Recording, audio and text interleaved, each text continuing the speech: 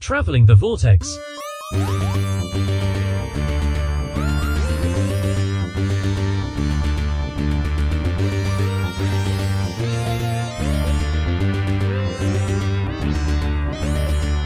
We've joined Doom as she ends her day at episode 566. And the first rule of Mother Club is we do not talk about Mother Club.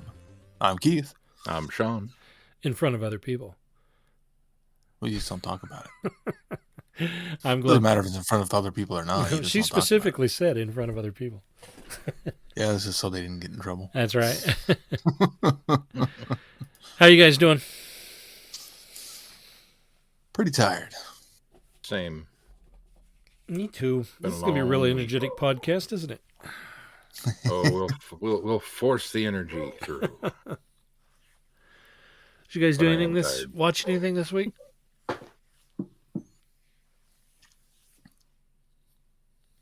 I guess not. It's going to be a short show. I was trying to think what we started Loki. I think we talked about that last time. Mm-hmm. Have you guys watched the Disney short, Once Upon a Studio? I have not. Is that on Disney Plus? It is on Disney Plus. Okay. And it is amazing. It is so good. Basically, it's just kind of a roll call of 100 years of animation and 500 some odd characters show up. I saw a clip, I think, on TikTok. It's so well done. Gave me the feels. Nothing else? Nobody watched anything else? Read anything else? I'm working my way through. I finally started season 4 of Stranger Things. I never did. Oh, wow! I'm 5 episodes into that, and enjoying it. It's been good. I thought it was a good season. I'm just not done with it yet, so I don't want to talk about it too much. Right, right. Reserving judgment. Well, you're inching closer to the feature length episodes. Well, and these ones have been an hour and 15 anyway. Yeah, so. Well, there's I think isn't there one that's like almost 2 hours or a little over 2 hours, and there's one that's actually almost 2 hours. Yeah, because I think the last 2 of the season they did that break. Yeah, and they're long. Yeah, they are. And I haven't finished the book I'm reading, so almost. I'm getting there on that one too. So.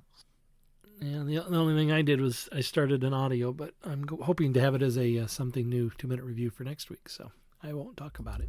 Hello, fellow time travelers, and welcome to the Doctor Who Target Book Club podcast, the only podcast to discuss, in story order, all the Doctor Who novelizations. My name is Tony Whitt, and every 2 weeks or so, I'm joined by a 2 to 3 person discussion panel, including our so-called expert who's been a Who fan since 1979. That would be me. We also get the views of intermediate, casual, and novice fans who either have never seen the show or who have never read these books until these podcasts, including Dalton Hughes and Alison Seyfried. You can find us on iTunes, Stitcher, Spotify, or wherever you find good podcasts, or even ones like ours. You're listening to Traveling the Vortex, a Direction Point podcast.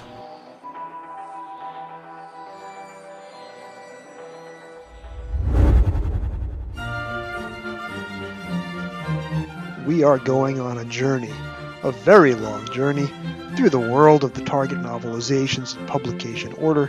Every week, we are looking at a new book, talking about Terrence Dicks, Malcolm Hulke, and all our Doctor Who novelization friends. Whatever you do, keep turning the pages. This is Jason Miller of the Doctor Who Literature Podcast, a member of the Direction Point Podcast Network, and you are listening to Traveling the Vortex, a Direction Point podcast.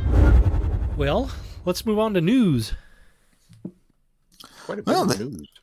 Yeah, quite a bit of news. They have unveiled the new theme tune at the Doctor Who at 60, a musical celebration. And not only the new theme tune, the 15th Doctor theme as well. Yeah. Did either of you guys get a chance to listen to them? I did. So the new theme tune got me excited, but it's very similar to Murray Gold's themes anyway. So it has some different nods to it and, different parts to it, but it was pretty much, I don't know, I wasn't wowed by it. It was pretty much the same. I did like for me. It didn't come across like it was a Doctor Who theme until it was well into it. That's true. The beginning does. Didn't seem to be there. I enjoyed it, but I enjoyed it at the same level I enjoyed the previous Murray Gold. So, it's kind of what we talked about when they announced he was coming back. It was like, well, we know what we're in for. Right. Now, does anybody know, or have they said, is Murray Gold back for the duration until further notice, or is he only coming back for the specials? No, I don't think they've specified, but I think it's under the assumption he's around as long as RTD is. I think he's back for at least I think he's been writing for. He obviously wrote the 15th series. Doctor. Yeah, I guess if he wrote the 15th Doctor theme, that maybe answered my question, which I didn't get to listen to that one. What are we on now? Series 15? 14. Series 14 and 15, it sounds like. So. Yeah, I mean, it was good, but more the same. Glenn, what did you think of the 15th Doctor theme? That I really liked. I was very pleased with that. It's a different sound, and it should be. I mean, each Doctor kind of has a unique theme of their own, and so I thought this one was a well fit and was really nice.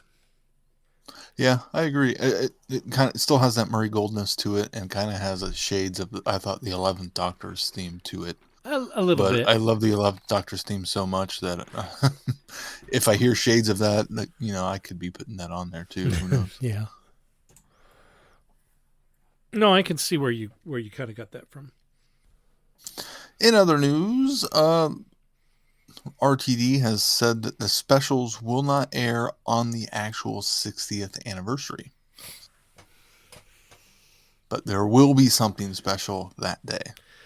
Yeah, I saw the article on Doctor Who TV.co.uk that had the kind of a breakdown of Russell's article, but I actually went and read Russell's segment in the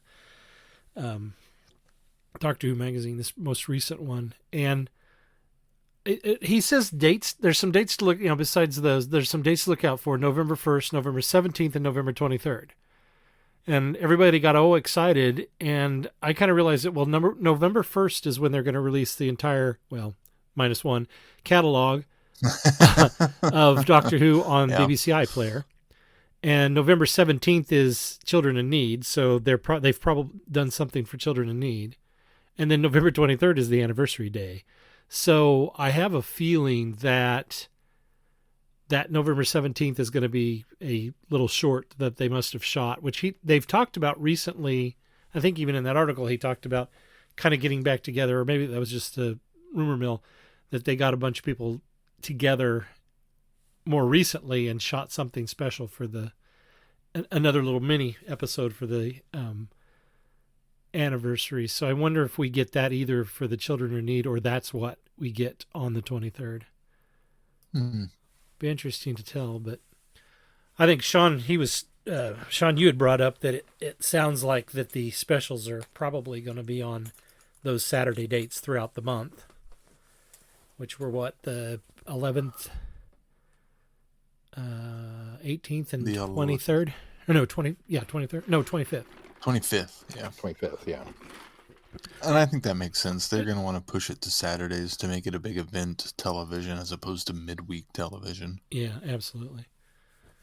Yeah, we just got lucky that the 50th was on a Saturday. Yeah.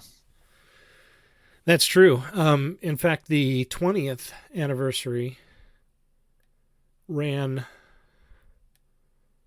over Thanksgiving here as well, but it didn't drop on Thanksgiving. We actually think we saw it on the Saturday following, and we saw it in the U.S. The Brits are still mad at us over this, but we saw it in the U.S. before they even saw it on BBC over there. So, but I think that would have been on the 25th as well. So it's not been done yet. Yeah, that's true. But of course, in today's day and age, I don't know if sticking to Saturdays and plays as much of a role as it probably should. Maybe in the UK, where they're getting more views based off of actual like live television as opposed to streaming, And like it does in the U.S. now. That's true, and it'll be interesting to see how although they do have the ability to they can release it whenever they want. Well, what I'm getting at is in the U.S., it's coming to Disney Plus. So is it it drops like Loki or Ahsoka, or is it the first airing runs live like they did with the Toy Story football thing, and then it's available there to rewatch, whenever. And I don't know if it's because for us it'll be a matter of waiting for it to drop. If that's the case, if they decide to do kind of the worldwide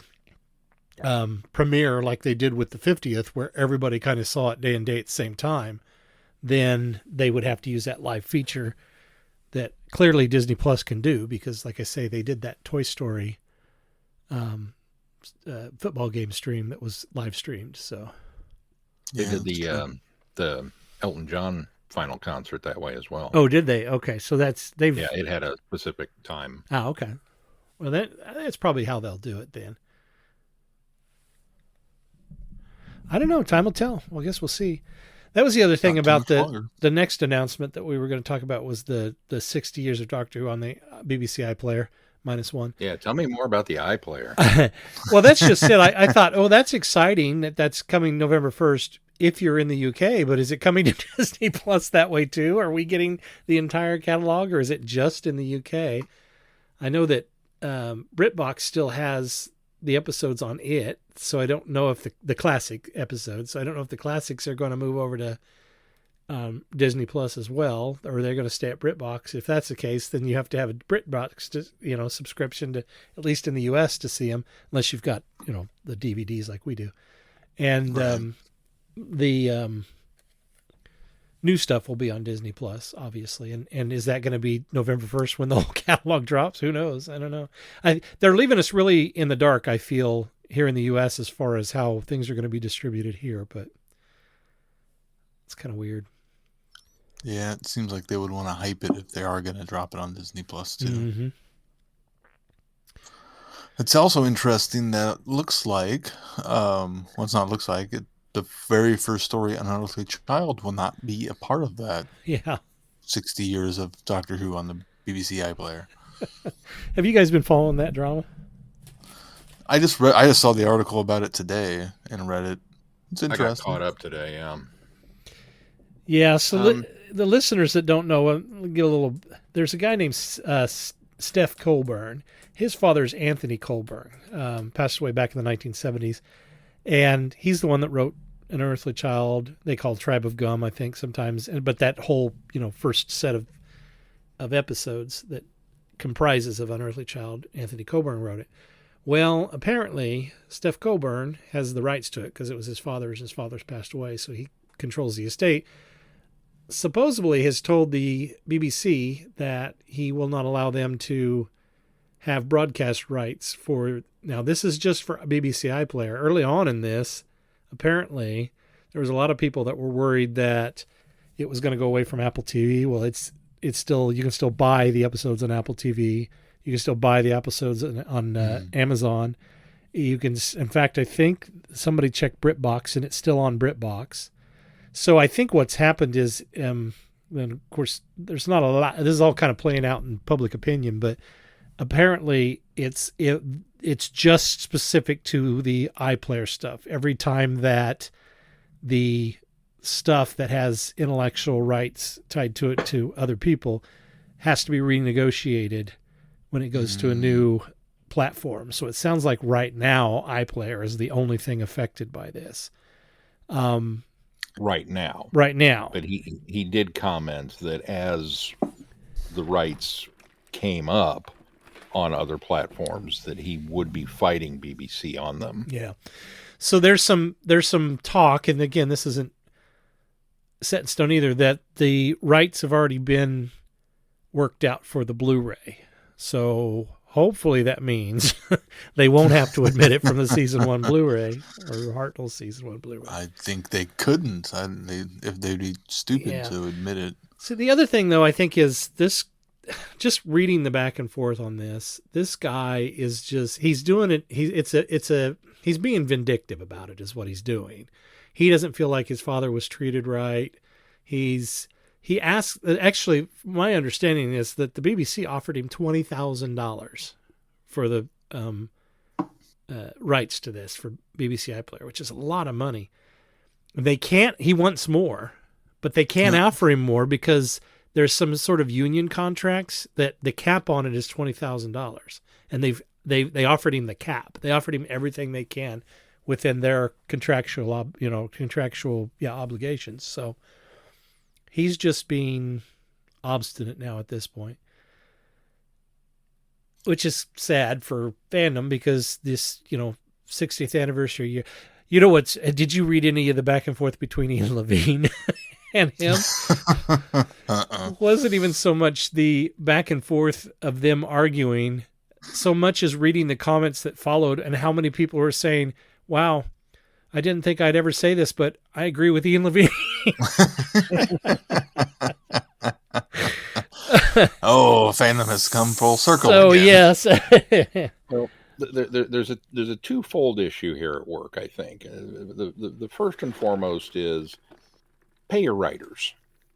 Okay, now this guy didn't have anything to do with the episode. It was his dad, and his dad was a staff writer for the BBC, who happened to write An Unearthly Child.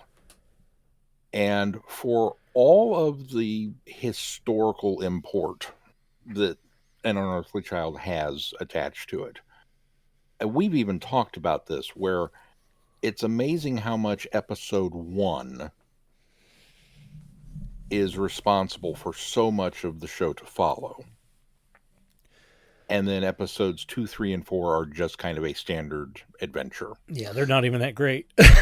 And wasn't he a large contributor to those 2, 3, and 4? Not even episode 1. Well, episode 1 gets significantly rewritten by someone else. That's the argument. That's the thing. Yeah. Waris Hussein, the director of those, has actually chimed in as well and said that a lot of that, even the Tribe of Gum stuff, a lot of that was heavily rewritten.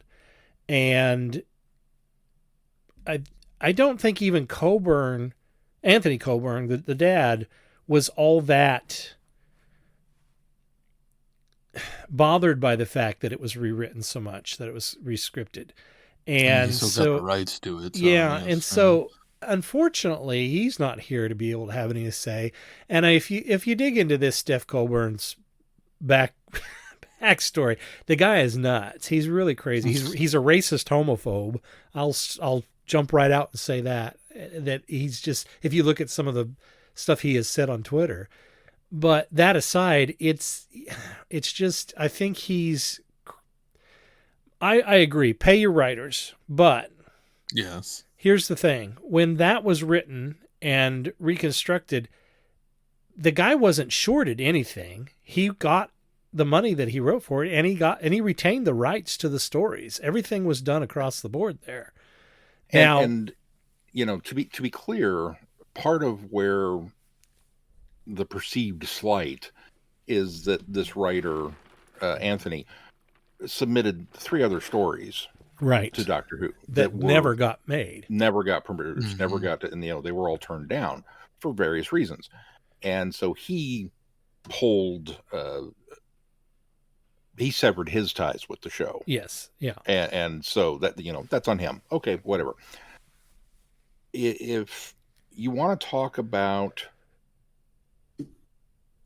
making some reparations for funds that you did not receive as a writer, yes, I'm all for that. Yeah, I would back you 100%. The fact that you were contracted to do a job, you should get paid for that job. Yes, absolutely, I'm 100% behind that. If you want to talk about the fact that you had a greater role in shaping Doctor Who as it is today that is not being recognized, okay, maybe that's something we can have a conversation about. But that's something that, again, as you've pointed out, Waris Hussein and all of the other people, you've got Sidney Newman, you've got Verity Lambert, there are a lot of cooks in the kitchen that got this to where it is. Well, and as the book we reviewed last week book we talked read about how many people, I mean, there's even more.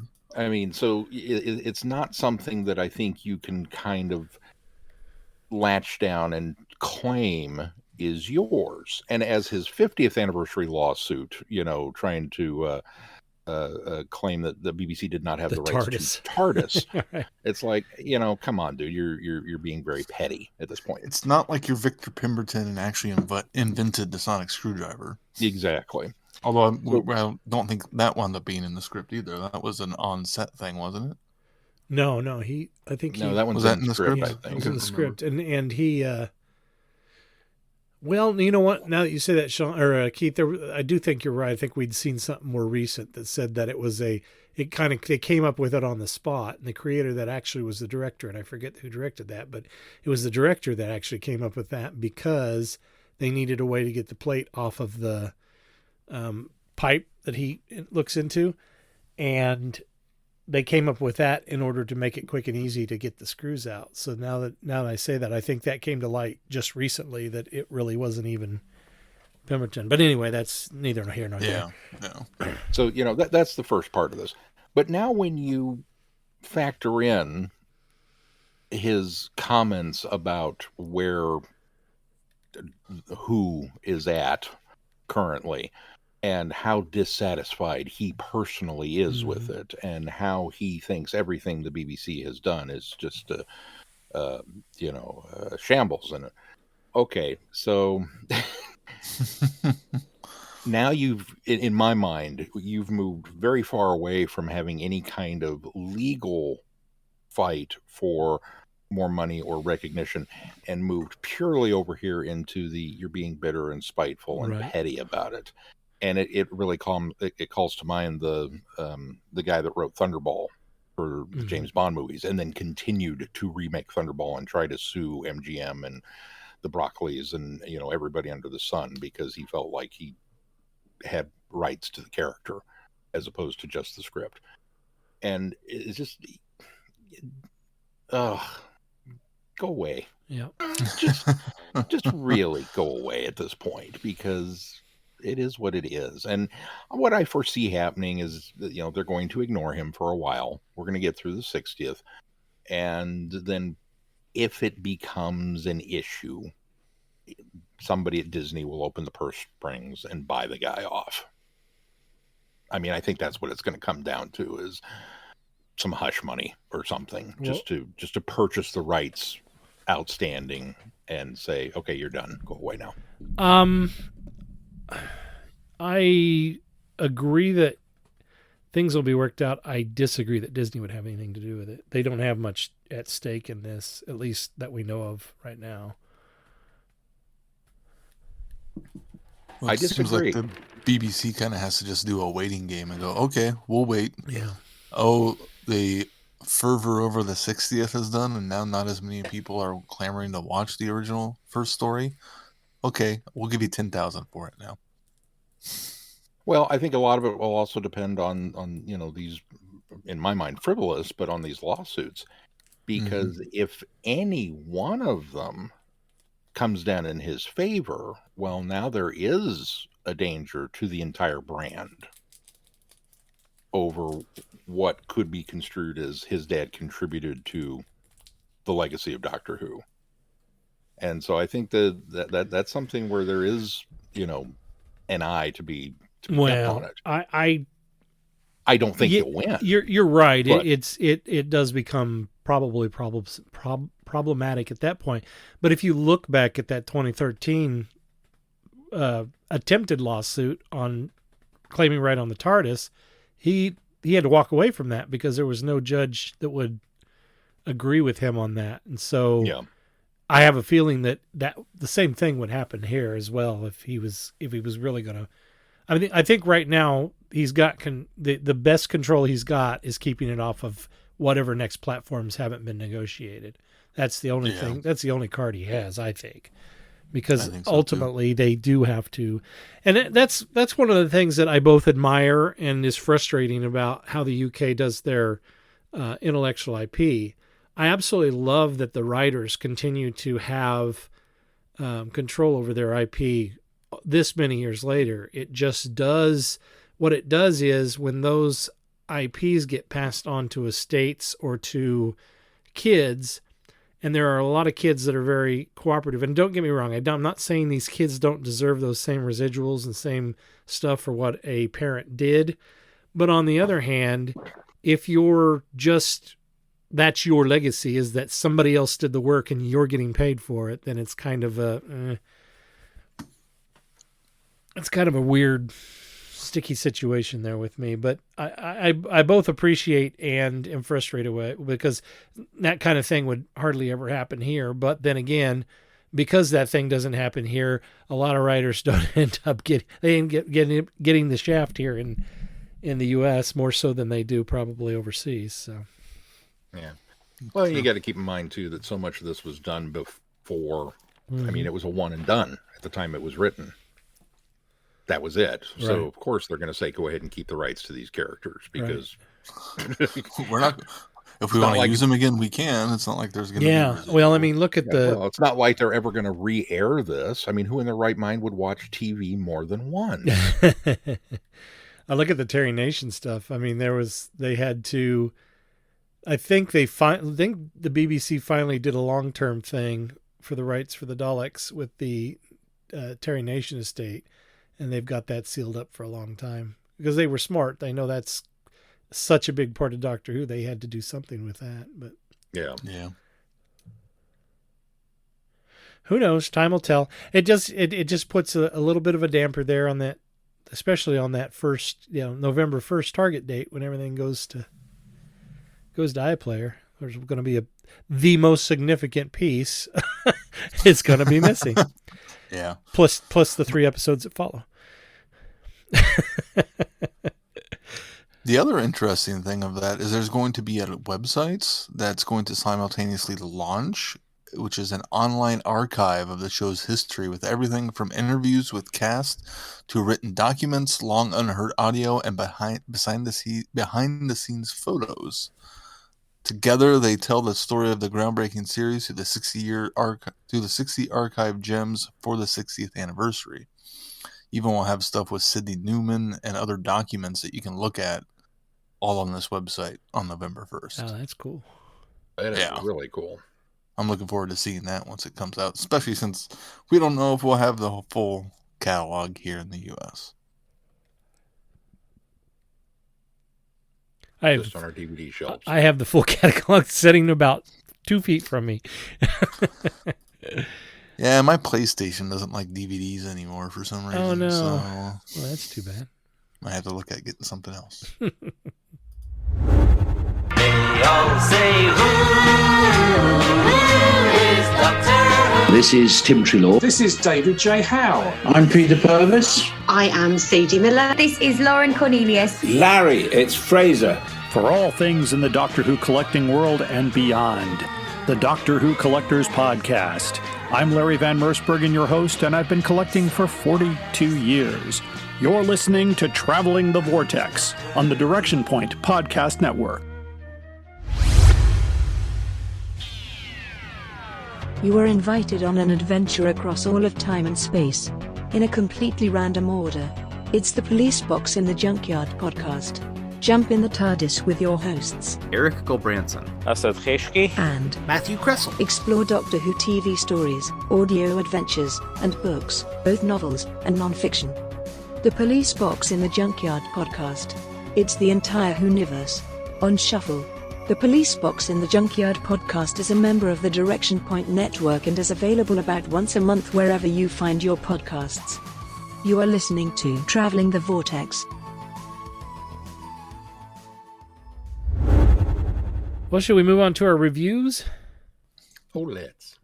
Doomsday, Dying Hours. From Big Finish Productions, the worlds of Doctor Who.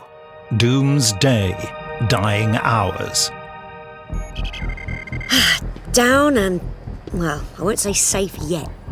Down and not immediately dead will do for now. So, what next, Terry? Tracking data uploading to your scanner. Any intel on the target? No, you'll find out when you find them. Hold on to your hat. But Zephon, I'm not wearing it. So you're really the doctor? You? Yes. Yes, I'm the doctor. Why wouldn't I be? Well, you don't act like him. Dem. Well, change brings change, doesn't it? Clearly, I'm a more proactive incarnation than you're used to, that's all. Bloomin' dangerous, more like. That too. A silent. You've been here all along, haven't you? Watching me from the moment I arrived. Misdirecting us. You will obey my commands. I will not. I obey. What is your purpose on Zanthia? To kill Charlak. She's got pictures of the crowd. Some kind of list. Yeah, she saw my face among them and assumed I was a member. The Doctor's not a crowd member. He's made stopping them a personal mission. Doctor, who is this fool? The name is Doom, and you have a very unfortunate mouth. Get out of my way, Doom. I really wouldn't pull that trigger if I were you. Yeah? Well, you're not me!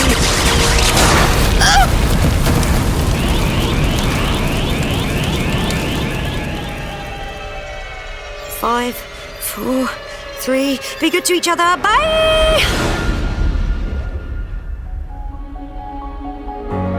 Big Finish for the love of stories. Dawn of an everlasting peace. Venus, 3975. The day of the non-aggression pact. The perfect, ironic location for an assassination. But Doom's mission is about to become much more complicated thanks to an explosive plot to undermine the treaty itself. We doing these one at a time? I figured we would, since they are standalone stories. Yeah, totally makes sense. It was all right. Crickets on that one. How long did it take you, Sean, to realize it was Dalek's master plan people? I kind of had an inkling of suspicion at the very beginning when they were talking about the solar system and the Big Four. But then, this huge conference, this huge galactic peace treaty, and the Big Four, and then they immediately rattled off the representatives of 4 planets within our solar system. And I was like, oh, well, that's kind of like, back in Dalek Master Plan, where we were the bigwigs. And then they kept saying SSS. Yeah. And it just lodged a little bit. My brain kept tickling on that, but I couldn't remember what the name of the space security force, that Terry Nation came up with was. And so it was probably well into the middle third of it before I finally put 2 and 2 together and came up with 5 and went, aha, I see what you did there. And those elements of it I liked. Doom, I didn't particularly care for in this one. She's pretty, ruthless and then not ruthless enough at the same time. Right, exactly. Very, very inconsistent, I think. And I think that held with, in my humble opinion, I think this is not only this box set, but the Doom story overall really needed a script editor to polish the loose edges a little more than what we got. But I think Doom was very inconsistently written throughout this box set. And one minute she's almost vicious. And it's like, well, okay, she's an assassin. But then she's got this good streak throughout her, which is really evident in this one. And, she's the heroine, so we can't totally have a bloodthirsty killer. I get it. But, man, she seemed like she was jumping through an awful lot of hoops. But then she would turn around and do something that was, vicious, Well, okay, I think that's I'm going to leave you here with these strangers. Thanks. It's like, oh, okay. That's left what the old man. That's what lends to this starts off the unevenness of just this box set. Because you're right. There's times where she's just very callous about things, and is like, move on to the next thing. And then there's some times where she's very sympathetic, and it's just she falls in and out of it so much. I think after we've talked about these two elements we're reviewing, I think we'll talk about the Doom series as a whole here at the end. But I will say that I think this is one of the things that was a detriment to this, is I think that Doom needed to grow as a character from the beginning to the end. And unfortunately, it doesn't feel like that happens. It's just a series of stories where Doom shows up, even though there's this ongoing story arc. And so I'm like you. I like the fact that it had the delegates from the Ballot Master Plan. Yes. And then, and I didn't pick up right away on it, but as I started thinking about it and they started talking more about it, I thought, oh, okay, this is where they've gone with this. This is actually that peace conference that we're talking about that sets this up. And then, of course, when they started saying SSS, Space Security Service, I was like, oh, well, that's the group that Brett Vion and Sarah Kingdon were part of. And of course, when I listened to Jacqueline Rayner talk about it in the interviews, and she said the bonus features, this hadn't been done before. And I was like, well, kind of had. I mean, Big Finish even did. They didn't use the delegates, but they did use the SSS. They haven't used them much, but they did have that Defenders set that they did based on Terry Nation's unaired pilot in the U.S. So we've had the SSS before. We've had Sarah Kingdom in relation to this SSS before too. So it has been done, but I appreciated the fact that she did find a little nugget that she could go into, and I think she sounds like she'll maybe try to revisit kind of this era and the SSS. Yeah, it sounds like she's got at least one more coming. Yeah, so. And I certainly hope so, because again, those were the parts that I really liked. It didn't crystallize for me until they went and did the flashback and were describing how Dad died. Right, with the he just basically aged to death, and I went, aha! Yep. Time disruptor, got it. Yeah. I think the other thing that took me out of this was the concept of this old man, or this toddler in an old man's body, I thought was intriguing. I just don't think they pulled it off so well. I think that he was, if you know a 3-year-old, this guy was not. No, this guy was a 2-year-old. Yeah, and this was a person a kid who could barely, and not all 3-year-olds can talk very well. But they have a little more wherewithal than this guy did. Yes, at that stage in life, having a 3-year-old son, I know this. Yeah, and so of course, even through the course of the 3 years so far, right, of year 3, it's grown, and I can kind of rationalize that maybe this kid is early in the 3-year, but it still seems like he should have played it a little further along than what he really did. Agreed.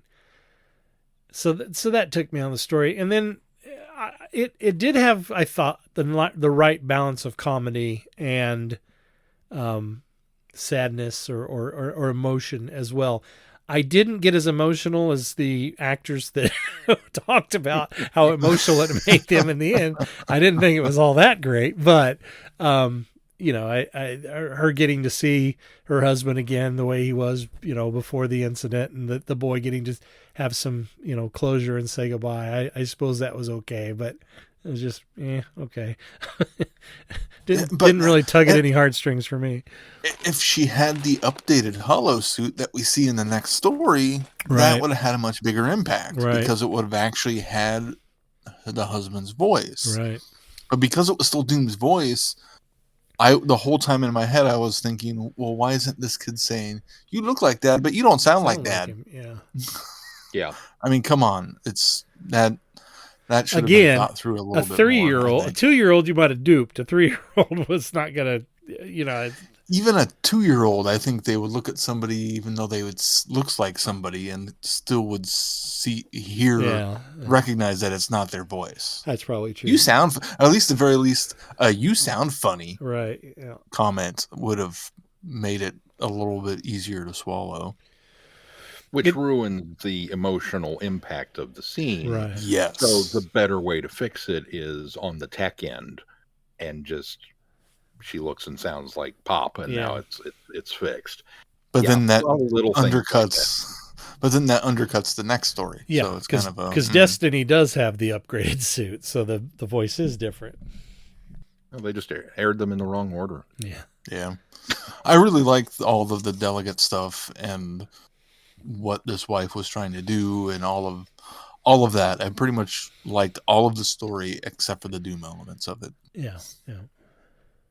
Same. And that's really sad because it's Doom's day. It's her story. And I don't know why I set myself up for this. I was really looking forward to getting okay, so we've been going through and it's 24 hours, so it's an hour at a slot. And now we've got a Big Finish box set that we're going to finally see some of these loose threads pulled together into this. And something in the back of my head said, don't go there. You're setting yourself up. You're not going to get that. And it's like, oh no, they'll do it. I trust Big Finish. They'll pull it off. And then this one ended and I went, well, so much for that, because it is so much just a mission for Doom. In fact, it's played off. We don't have any indication of that kind of constant ticking clock that has been present throughout the rest of the run. In this, we don't get the sense of impending doom. We don't get any mentions of death or that she's on a time crunch. In fact, there's no real mention of the overall arcing story at all until she gets into the supercomputer, right? And then all of a sudden reveals her plan of, oh well, I figured I could use this to find the doctor. Oh, okay. I mean, just. Well, and at that point, it sort of feels like it's tacked on. Yeah, exactly. Yeah. Now, I struggled with that one because at first I was upset, and because it's like you don't necessarily want to ruin the reveal, but at the same time, it would have been nice to have been let in on it that she has more than more of a plan than just go kill a guy. Right, exactly. There's a reason why she chose this mission. Exactly. And we didn't get to know that until. And it would have been weird for Doom to explain the plan to herself. And so you would have had to explained it to Terry. She's talking to Terry throughout this entire box set. Yeah. I mean, if you're going to bring Terry back into it, let's give her somebody to explain things to, or just I needed that moment. And then when it finally showed up, it was like, well, okay. And it felt like it should have been a bigger bit than what it infinitely wound up being. But then, of course, it didn't wind up being anything anyway, because Mom has to go in and confuse the computer. And then what's so ironic about it all also is the fact that this is such a near miss. She's looking for the first Doctor, and she is just before the Daleks Master Plan. Right. They could have done so much more with that aspect of it to make it. I've only got 24 hours, but I'm too early in this time frame. Right. It's some. We could have bounced all through the 12 hours of Dalek Master Plan. That would have been really interesting to continually revisit that story, but oh well. Well, let's move on to A Date with Destiny. A romantic dinner turns life-threatening for an unsuspecting human in 2007, but this time Doom has competition. And if she loses, then her last chance to find the Doctor could be snatched away. Cue an action-packed chase through the streets of London. But has Doom met her match? I'll give this one a little dun-na just because it was fun. It still suffers from pretty much all of the same things I complained about in the previous story. That she's just kind of there, and this is one of those where Doom feels very ineffectual and not at the top of her game, and very much compared to Destiny, you're just not as good an assassin, right? And when Destiny's making her pitch to we're going to do a thing, and we've got Brian the Ood, and we've got so and so, and we've got so and so, and all these, and I'm thinking to myself, you don't need Doom. She's everybody not on your that list. Great. Yeah, everybody on your list is better than what you've done. And again, the ticking clock element of it was more destiny driven. Well, we've got to do something before Destiny shows up, and then Destiny would show up, but we don't resolve Destiny. We just move to the next location and wait for Destiny to show up. Right. And then Destiny shows up, but we don't deal with Destiny. It just it was that kind of thing throughout. But the character interactions between Doom and Jackie were fun, and between Doom and Destiny were fun. Yeah, that's the strongest point of this is the acting between those women was just phenomenal. I mean, it was the chemistry that they had, I think, really worked for this story and elevated it above those points that you pointed out as well. I mean, anything that I listen to with Camilla Kuduri, I just absolutely love her as Jackie Tyler. I always thought she was annoying in the series, but the more I hear her in audio stuff, I just love her. I think because she's had a chance to develop the character, they've had a chance to play with the character and make her more than sort of that one-dimensional mom figure that she was, nagging and worried about Rose the whole time. They've really been able to explore her character better, and I think that makes this good too, because you get the Jackie you expect at the beginning of this, but you also get a Jackie that has grown in this as well and recognizes, that she's not so self-centered anymore. She does think about other people, the implications that things can have relating to other people. And so I really, really like that about her in this story. Yeah, they've really given her a lot more depth. Mm-hmm. Yeah, they've pulled a Sixth Doctor and made her endearing. Yes. And so it's like now it's more Jackie. Yep. Things I never thought I would say.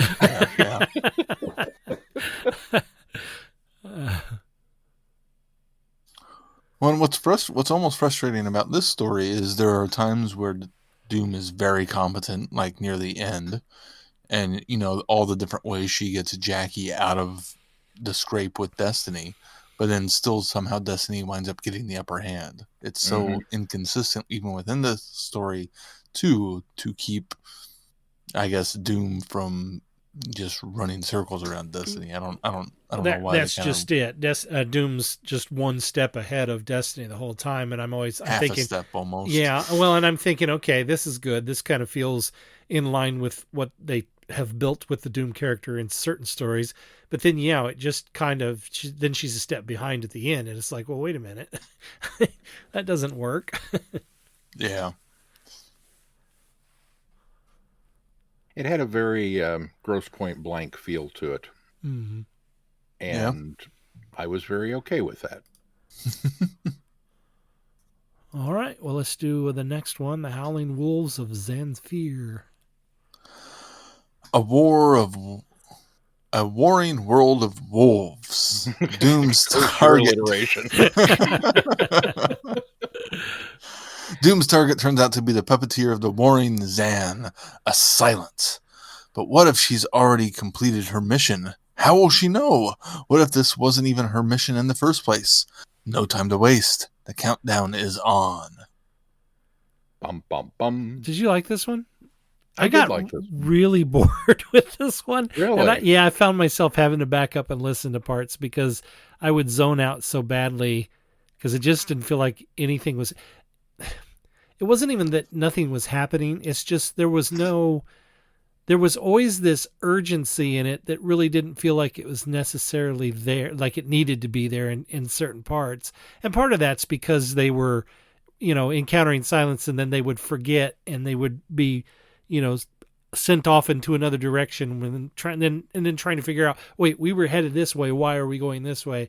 And I just kept getting, it just felt really mundane the whole time. And so I kept having to back up and listen to things again because I'd miss stuff because I just zone out on this.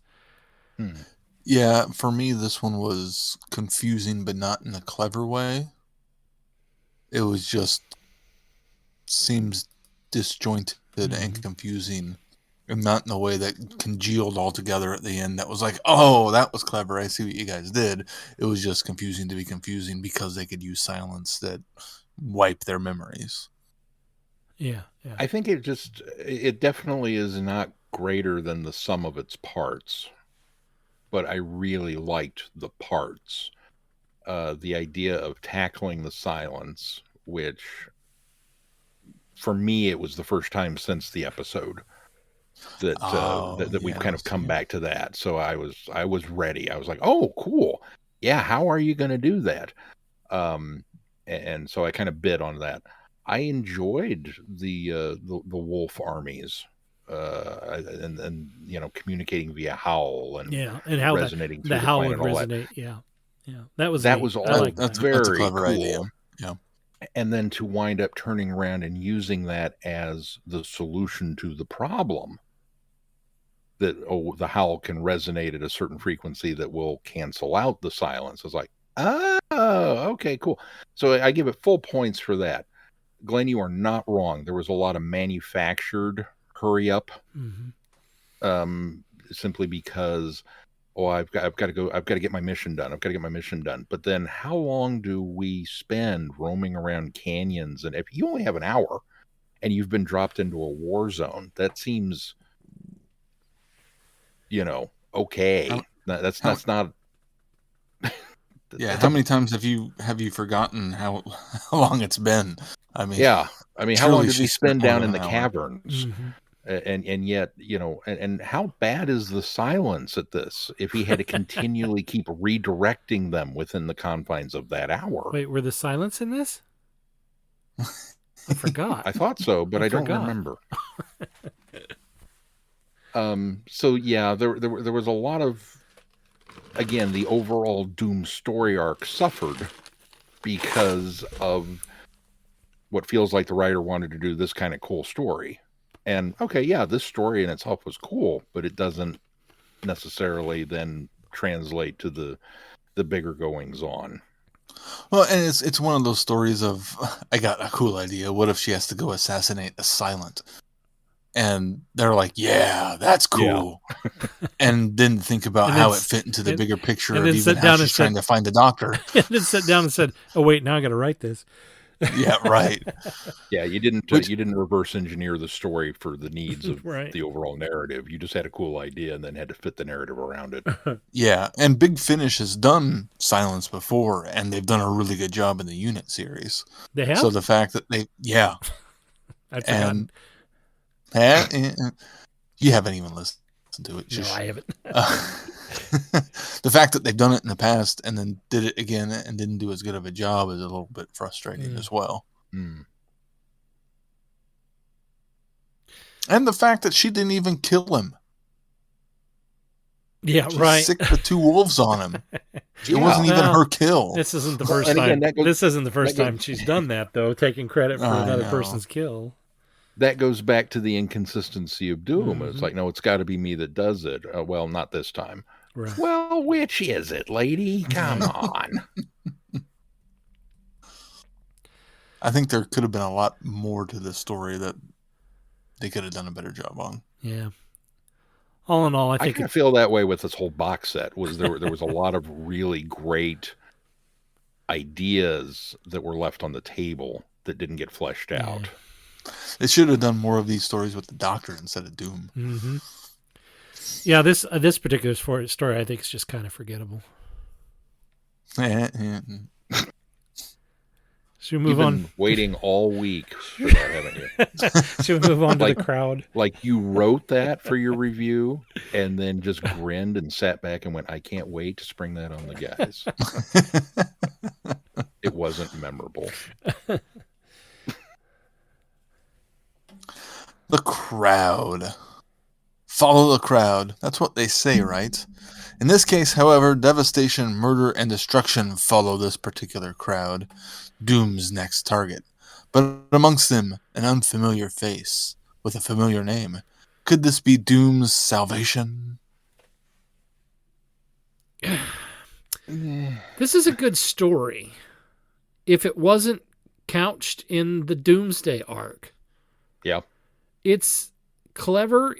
We get Eighth Doctor and Charlie back together again. I mean, obviously this is set. This is their time frame. This is set during their timeline before. But the idea, the type of story fits within their run. Right. And the idea of these, beings that feed off of death and despair. And that's not that hasn't been done before, but it was really kind of clever to the point that they've become addicts and gluttonous, and so that they end up having to cause situations because he's visited all these scenes or these tragic scenes and absorbed. It was just such a clever story, and the Doctor and Charlie, setting traps and trying to work this out, and then Doom coming in and kind of bumbling things up and taking out the, just throwing a wrench in the spanner, or a spanner in the works, whatever. And a great story, but then ultimately where it falls down is this, she like reverts back to type in this, but a type that she didn't need to be, because we had the very first story where she's had some compassion for this, for her target and all of this, and then she's done that before, but here she's back to very cold and callous, and she's been trying to find the Doctor. She knows the Doctor. I mean, she's obviously read the best hits of the Doctor, because through this entire story arc, she knows a lot of things about the Doctor. So she's well versed in his past and his history. So she should know when she encounters a version how the Doctor's going to act and react. And she doesn't believe that it's him at first. And so I was kind of okay with that, her still kind of taking her own route with things. But once she believes that it's him, she's looking for this guy who has all the answers for her. This may not be the right incarnation, but if he has all the answers for her, she should trust that any incarnation she runs into is going to have a better idea how to do things than she does. And that's what is so frustrating about this, because we've come from I'm going to jump ahead here because I think it just needs to be said. This story arc, the best thing about it is that it's linear. I love the fact that they try to do these cross-media things. I think they're a lot of fun. They can get expensive. I understand the complaints for that. But with this one, Sean, I think you said it earlier, they needed a script writer for this that was on board with everything and just kept things consistent, because she needed to start out as the best assassin in the universe, and she needed to be cold and callous and calculating. And then by the time we get to this story, she should have grown as a person and been more sympathetic because this is our heroine. This is the gal we have followed through this entire story arc. And she just doesn't grow as a character in the right way. And so it's increasingly frustrating to couch her into this, what could have been a really good story with a really good Doctor companion pairing. And it just completely goes off the rails at the end because of her actions. And that what is very frustrating about this one. Well, and the other thing is, it's obvious that one hand doesn't know what the other hand is doing, because the way Doom is written in this, it's like she hadn't come across the Doctor at all previously in this entire run. Right. Where just in that book, she was with two of them. Yep. Granted, she didn't get a chance to talk to them about what she wanted to talk to them about, and she gets more time this time. But still, it's like she had never actually met him before. Right. And it was so inconsistent from what we've had in the past. There's that word again, inconsistency. Yeah, and Doom is guilty of a lot of inconsistency in this one. Her attack at the beginning, where she wipes out 7 or 8 of the crowd, is almost gleefully violent. I mean, she really comes across as mass murderer, extraordinaire. It's not even assassin. It's more like psychotic. Yeah. I mean, it was not a targeted blast. It was just mowing people down, and she was very upbeat about the whole thing, for which the Doctor quite rightly admonishes her. And it's like, well, that's not the Doom that we've kind of come to expect throughout parts of this. Is that she's a little more concerned with collateral damage, and she's a little more of a surgical scalpel. Even in the James Bond episode where she's blowing up planets, it wasn't quite to that extent. Right. But then she turns around and meets up with the doctor, and we get a whole nother round of guess who, where she's refusing to believe that this guy is the doctor. And then when presented with the evidence that he is the doctor, she reverts to retail Karen. Mm-hmm. And retail Karen is that woman who comes in and yells at you and then asks for your help. Mm-hmm. I can't believe you did this. Everything's wrong. I need you to fix this. Well, if you need me to fix this, you better change your tone a little bit because I'm not inclined to help you right now. And again, the doctor, quite rightly, kind of refuses to help her.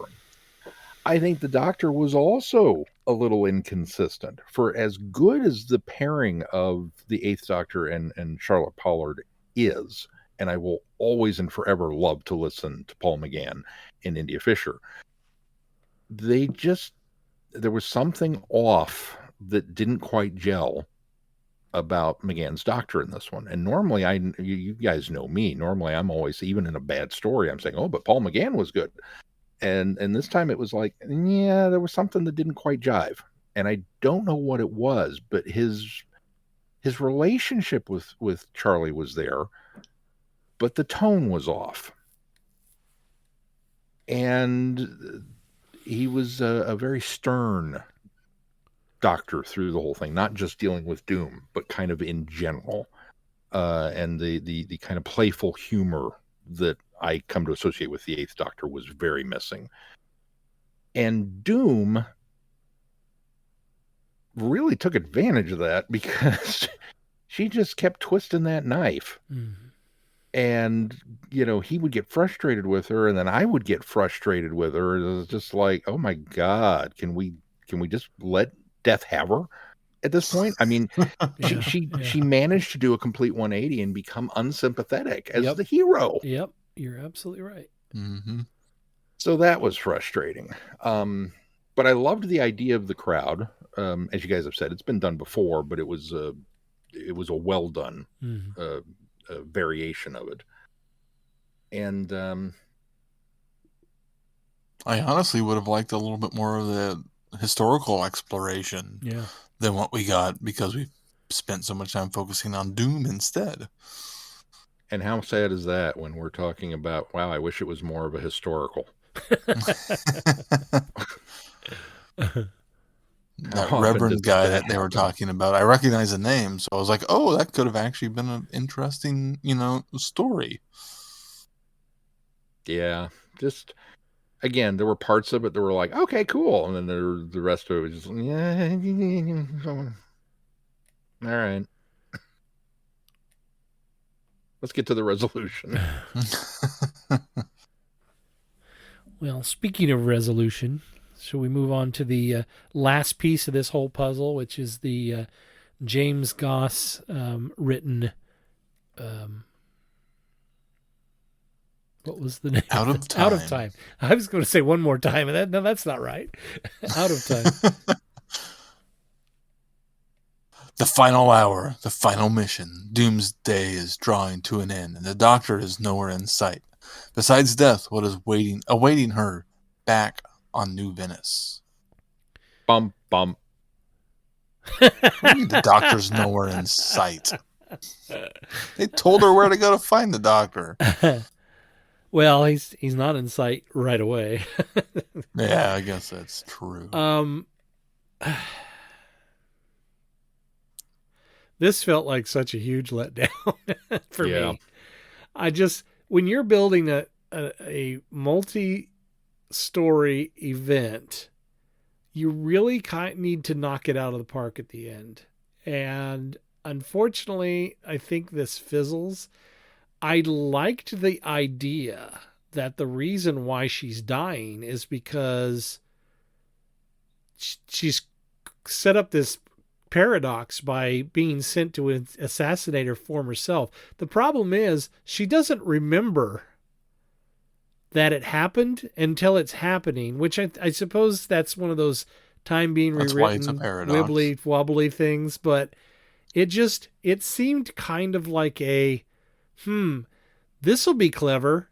and then it's not so clever, because then the fix is to go back and shoot her shooting herself, which that's going to fix the paradox. And then she doesn't even bigger paradox. Yeah, well then she doesn't even kill herself in that situation. She just wounds herself so that she can't kill her previous self, which I suppose is a clever fix for making sure that nobody dies. She doesn't die. Yeah. But now that again she's failed her last hit because and her first hit, if you want to be honest, because now she doesn't do it. But I just and then. If that's not enough, I thought, okay, this is sort of a clever resolution. That makes sense, and death isn't literal. It's this, it's this paradox creature. Yeah, exactly. And then it's Terry that set her up this whole time to wipe Terry out. Has taken out the rest of the lesser to wipe order out of the Oberon. rest. So does that mean we just saw Brian? Does that mean not Brian's that long dead ago. now? It's just. And what about what's her name in the last story we just talked about? Well, Destiny's she's not Destiny. she's not obviously she's not in the order anymore. So she was trying to. I guess maybe that's Brian's it. not either. I guess, and she's already actively recruited him. So there wasn't much. He was on the list. We don't actually. Know that's true. That's true. Oh, I forgot about that one when they were talking about the acronym Lesser Order of Oberon. The acronym is LOU. Like the bathroom. Yeah, no, this silly thing fizzled out, and that just was a huge letdown for this entire event for me, because while we've had some good things in there, we had the book that we all really liked. I think the comic stories we gave relatively favorable reviews on those, but it just I don't know, this whole thing. I'll let you guys talk about the last. What was it called? Out of Time. Out of Time. Well, and it doesn't give you. We've never gotten good context as to why she saw death and it was chasing her, but we never really got good context on why it was really only 24 hours until her death. And it seemed like throughout the entire thing she knew that. And I kind of expected get more of an explanation somewhere along the lines of why she thought it was only 24 hours until she died and all sorts of other things. And we don't get any of that here. I thought it was implied at the beginning that the Vortex manipulator was... She could only... There was something about the use of the Vortex manipulator, the charge or whatever, that she could only escape for 24 hours. That was... It was thin, but it was at the very beginning of this whole mess. I guess I missed that. Because that was kind of the setup for it, but... And it just felt like everything she'd gone through trying to get here, and it was just literally going back to the same place where it started. Solved the problem. I didn't mind the bookend thing. That was kind of back to the beginning kind of thing. I thought that was actually kind of cool. It just made the rest of the stories irrelevant. Well, yeah, that's true. That's very true. I guess that's my point of, why didn't she think of doing that in the first place? Yeah, that is a good point. About the time the wolves came along, I had a nasty suspicion in the pit of my stomach that we were dealing with a bootstrap paradox. That the whole story was going to wind up hinging on, well, you've got to go back and undo this. And then it did. And I was like, And if there's one thing Who loves, it's let's go back into the beginning and fix the paradox. We've done it so many times, and it's not a cute or new idea anymore, guys. I'm a little tired of it. Having said that, I liked most of the way this one came out. I like the fact that she returns to New Venice, and it's a burned down, rubbleless, husk of an empire. There's nothing left. I liked the First Doctor and his interactions with her. And then when the reveal came, it was like, okay. And I'd kind of harbored a suspicion through the last half of this run that maybe Terry was the one that was responsible. But I kept putting it out of my mind because Terry, especially once she was given voice, just kind of became this amalgamation of Janine Melnitz and Roz from Monsters Inc. Roz from Monsters Inc. Yeah. And the Carlton the Doorman. I mean, she just kind of had this very likable, dry, sardonic nature to her. So I'll be honest, that put me off the scent there. But then when it was revealed to be Terry, I was like, aha. But the motivation for Terry, okay, that's great. You have assassinated or gotten rid of the entire Lesser Order of Oberon, and now you're going to take over? That's cool. That's the ultimate power grab. I love it. Except we've already had it done. And you'd think that you would have utilized Doom a little better, maybe to go ahead and knock off some of those people. Or maybe that would have put her on the trail. I don't know. I think had they not talked about, Brian wiping out the previous Lesser Order of Oberon for the new owners, it would have been a much cleverer idea. But then maybe it just Terry's seems like the new owner.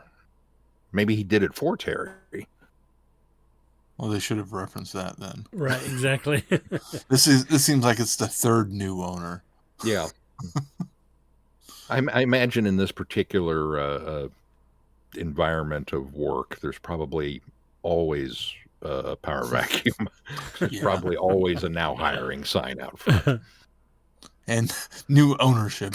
Under new ownership. Under new management. Yeah. But the biggest... Did you guys ever watch Tripping the Rift? The kind of irreverent animated series that was on Sci-Fi Channel back in the day? Yes. Okay. So I think it might have been the Christmas special. There's one episode of Tripping the Rift it was kind of the pinnacle of TV. They take their ship and they go back in time to the Big Bang. And the Big Bang is such a momentous tourist attraction that there's a little viewing platform with the little, look through the telescopes at the event and all this kind of stuff. So they land and they get out and they witness the Big Bang and they're like, wow, that's so great. And then they go to leave and somebody says, we should do it again. So they come back, but their ship is already parked on the viewing platform. So they have to move over and they inadvertently land on God. And they crush God beneath the landing gear. So now suddenly there is no Big Bang. What follows is these idiots' attempts to undo that. Over and over and over, they continually go back to stop themselves from going back. And it gets increasingly convoluted. I mean, we're talking Rick and Morty levels of insanity. And multiple times where they have to kill themselves before they land the ship to prevent that moment from happening, but then that ship crashes into the first ship that's there, which, I mean, it just goes on and on and on with paradox on top of paradox on top of paradox on top of paradox. And it's brilliantly funny. And I highly recommend you search out this one episode of it and don't bother with the rest of the series because the rest of it just wasn't very good. And I'll be honest, I don't remember how it actually winds up getting fixed. I just know that they do fix it. So when the first Doctor looks at Doom and says, well, it's obvious, you've got to go back in time and shoot yourself before you shoot yourself, that's all I could think of was, oh, we're stealing this now. And whatever mild momentum I was willing to give it just went, nah, I'm done. I just, not with a bang, but a whimper. The whole thing grinds to a halt and just became very, no, not so much. And it's so frustrating because I think there's so much potential here. the story could have been great. But I think Mark, or is it James Goss? Yeah, James Goss. Yeah. I think James Goss needed to take a bigger hand in it, which Yeah. I don't know. I don't know what he rubber stamped, along the way. But I really think it could have been, instead of a big multimedia event, maybe it could have been 3 books or a couple of, or maybe 3 books with a couple of audios, a beginning, middle, and end, and rearrange some of the sequencing to just really make it work. And I think if they had done that, if they had the whole story and then broken it up over these multimedias, then maybe it would have done a little better. Yeah. It's sad because what it does better than Time Lord Victorious is it tells a linear story, so it's a lot easier to follow. Mm-hmm. Unfortunately, Time Lord Victorious still ends up being better, even though it was convoluted, because can be Time Lord Victorious because it can jump around so much. It worked on a level that you could tell better stories without needing them to interconnect as much as important as it was for this one to interconnect, which didn't. So I think I'd like to see them do this again, but I'm with you. I think that there needs to be one big outline of what the story is, and not just what the story is from point A to point B, but how the character evolves, how the character grows. This character should have started out, I think I said this before, but should have started out cold and calloused and then become more sympathetic at the end and decided that, Assassination Game was not for her anymore. And unfortunately, because it's so uneven, and they go out of their way in this box set that we just listened to from Big Finish to tell us how she's the best assassin in the universe, and she's not. She's very inept. If you are the best assassin in the universe, how do you even take it yourself? I think what I'd like to have seen too is, her first couple of hits. I think she should have taken her first couple of hits and then realized that she needs a better way to resolve things rather than death each time, killing off somebody each time. And they kind of tried to do that, where there were certain situations where her target actually wasn't a physical being, and there was, they kind of skirted around that. But I think I think it would have been more interesting to have this character find ways to get around having to make the hit. I think it would have been more interesting to have her not be an assassin. Well, that's probably true too, but because it becomes a point of, okay, yeah, I get she's taking these hits to try to find the doctor because she's getting to skip through time, but she has a vortex manipulator. Just go skip through time. Yeah. Which is more important, finding the doctor or making these hits? Right. She keeps waffling back and forth between which is her higher priority. And it's just like, come on, make a decision. Is your life more important, or is keeping your reputation more important? And maybe if they had explored that a little bit more somewhere along the lines, it would have made a little interesting subplot, but it was just allowed it to be inconsistent throughout the entire thing.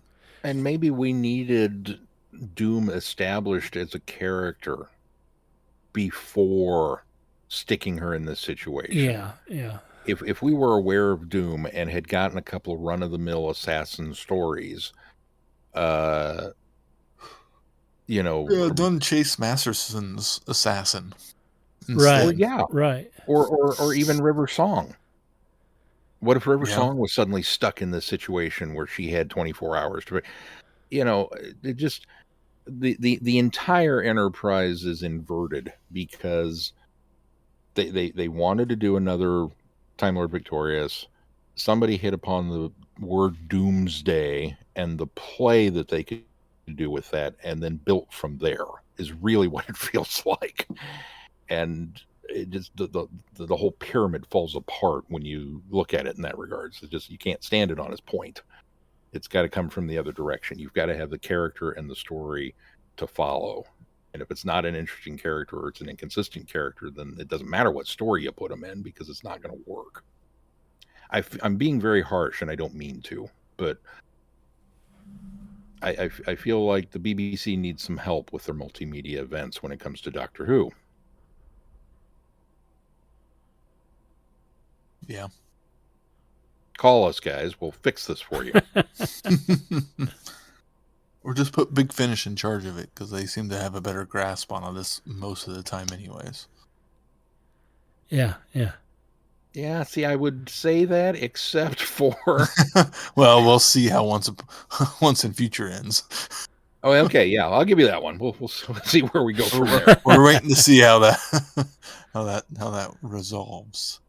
All I can say at this point, the best thing about Doomsday is that it's over. I hate to be that, but yeah I'm just kind of like, eh.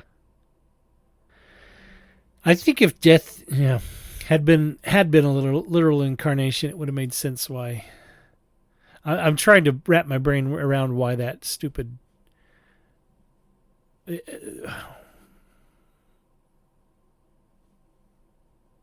Just trying to wrap my brain around why she had 24 hours to find the Doctor. They don't really explain that really well. At least not well enough. Yeah. So that way we can do 24 parts, Glenn. Well, yeah. Hi, I'm Rupert Booth. I am known as Paul Ferry.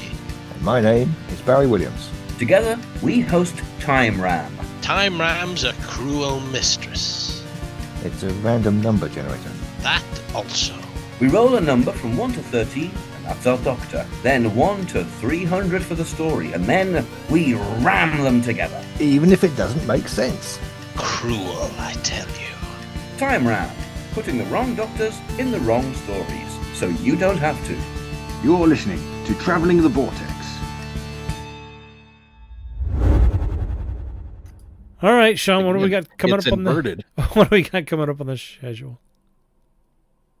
Well, coming up next on the schedule, we are going to take a look at some of the previous anniversaries, anniversary specials through the years, specifically 30 Years in the TARDIS, which I'm so looking forward to, along with the new podcast audio drama, Doctor Who Redacted, Series 2.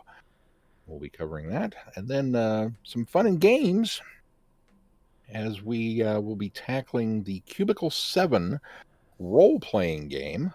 And thanks very much to our friends at Cubicle 7 for helping to set that up for us.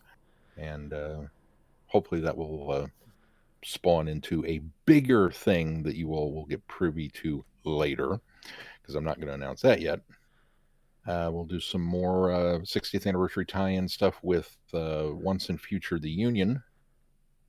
And that is the end of that Aside one, right? from a coda. There'll be a coda that comes out in November year. of next year. Yeah, which I had a theory on that, but then somebody blew that theory up when I got an explanation. But I'll talk about that when we review that. Okay. And then we'll also do the next bit of Once Upon a Time Lord from Titan Comics. Mm-hmm. And more to come. More to come. And of course, if you get any value out of this podcast, why not consider putting some value back into it? You can do that by becoming a patron of our podcast.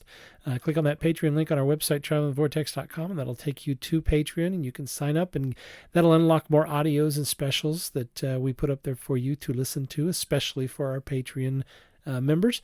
And if you could just give $1 a month, that would help us keep the lights on here at Traveling the Vortex. Of course, consider giving us a 5-star review wherever you subscribe to this podcast, and we may read it out on the show. Let us know that you did it. We'll read out whatever you said. That bumps us up in ratings and recommendations, of course, and then you can find us on the various forms of social media. Anything else we need to touch on before we close this one? If not, until next time, I'm Glenn. I'm Sean. I'm Keith. Cheers. Good night, everybody. Be seeing you. Thanks for listening. You have been listening to Traveling the Vortex. Doctor Who and all of its associated programs are owned and trademarked by the BBC. No infringement is intended or implied. Direction point! Direction point! A Doctor Who podcast network.